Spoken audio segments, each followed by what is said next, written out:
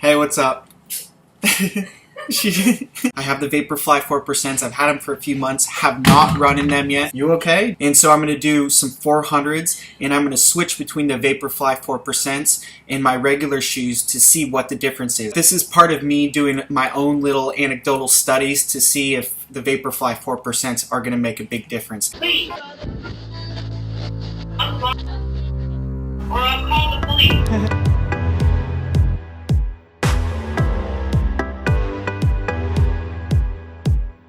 Here we are at the track to review the Brooks in comparison to the Vaporfly 4%. Very worn out, minimalist shoe with the elastic bands. I've already started to put the elastic bands on the Vaporfly 4% and do a few laps and get warmed up with the Brooks, and then I'm going to start the 400 repeats.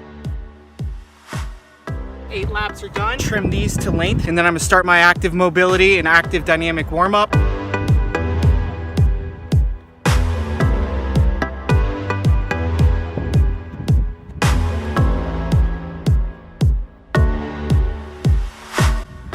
Warm-up is done. Time to strap up the Nike Vapor. Damn, time to strap up the Nike. Time to strap up the Vaporfly 4%.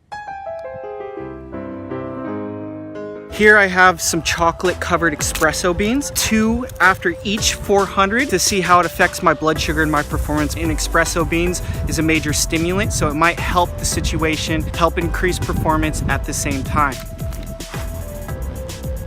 I think I'm gonna run the first 400 in the Brooks just to get a good baseline, and I'm gonna try to keep the rate of perceived exertion around 7 or 8 on a scale 1 through 10. The start line right here, I have a lap timer, and I'll be able to hit it stop and start right at the exact time to try to get a perfect time on it.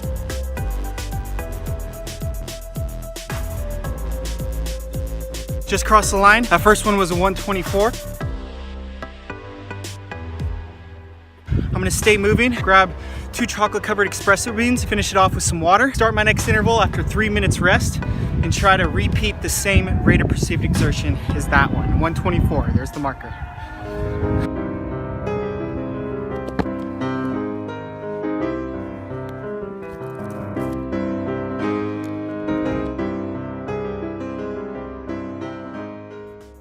.400 number 2, Nike Vaporfly 4%.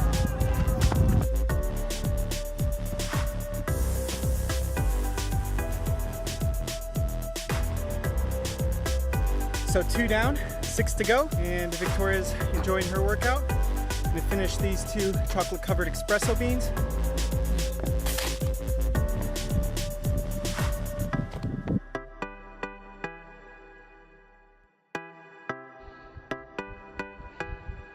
For triathletes who are used to putting on and taking off their shoes quickly, it is important that the shoe is easy to put on. Nike Vaporfly could be the same exact shoe but easier to put on.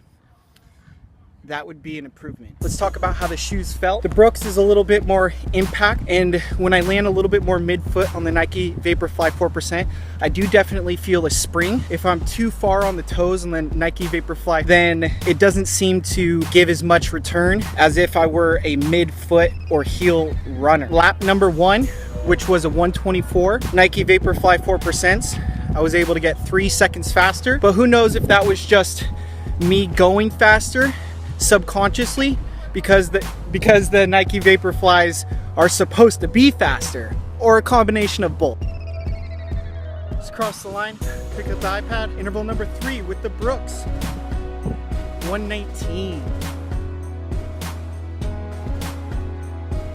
79 seconds improvement off the first try with the Nike Vaporfly 4%. Usually my 3rd interval is one of my best because my arteries, capillaries, and arterioles are already dilated from the warm-up and the first couple harder efforts.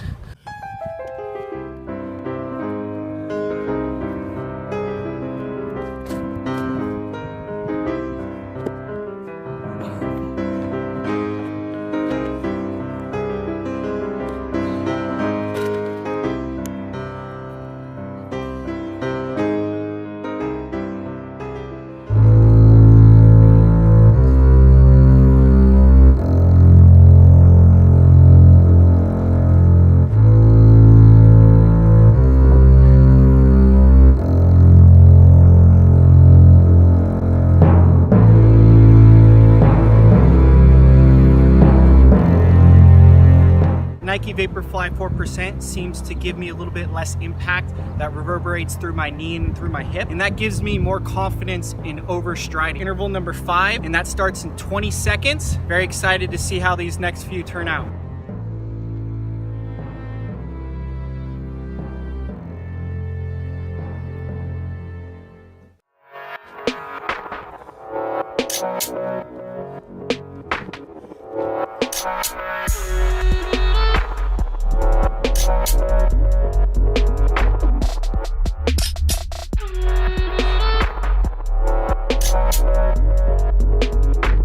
Six done, 68 seconds.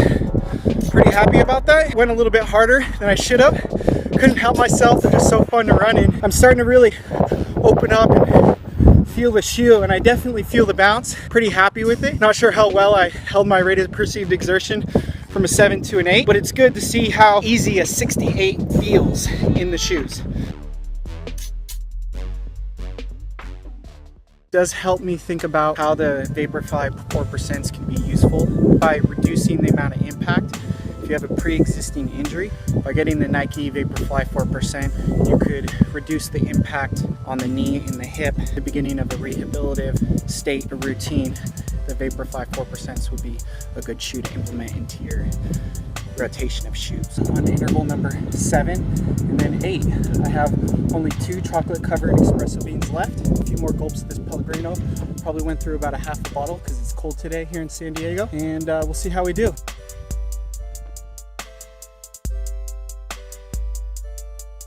Interval number 7 done with the Brooks. That was 72 seconds or 1 minute 12 seconds. Starting to feel a little bit more fatigued. As I start going through the workout, I start to lose that elasticity in my muscles and the fascia. So it feels like each hit to the ground, when I contact the ground, it's just a little bit more impact on my body. That one I started to get a little bit tighter. Yeah, there's definitely a difference. And the Nike Vaporfly 4%, you know, feel like you're running on a cloud. They really do. All right, so I'm gonna finish up this rest. Since I ran out of the nutrition, just gonna take a couple gulps of water, and I'm gonna open up the throttle a little bit on this last interval. Interval number 8.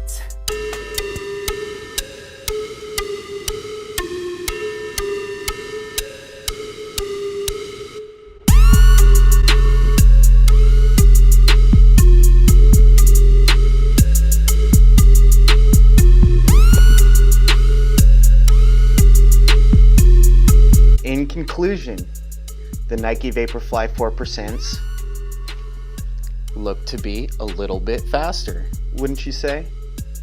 I don't really care that much about Nike. I'm looking at the shoes objectively. I wanted to be someone who created a video, not just saying I'm going for a test run and say they feel faster. I wanted to put some numbers, rhyme behind the reason. So you take a look at the numbers and you decide.